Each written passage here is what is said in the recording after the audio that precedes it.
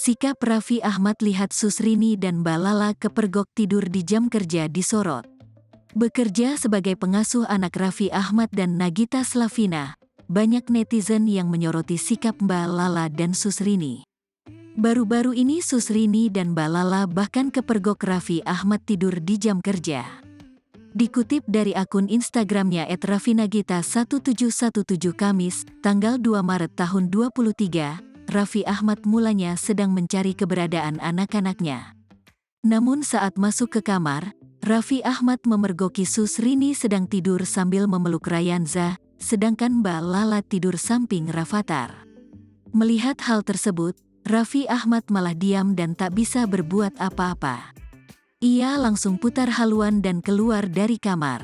Sambil bicara pelan, Raffi Ahmad menyebut anak-anak dan pengasuhnya sedang tidur. Unggahan tersebut pun sontak tuai sorotan. Banyak netizen yang salut dan kagum dengan Raffi Ahmad. Sebagai bos, Raffi Ahmad tak marah melihat karyawannya tidur di jam kerja. Ia bahkan memilih pergi agar tak mengganggu.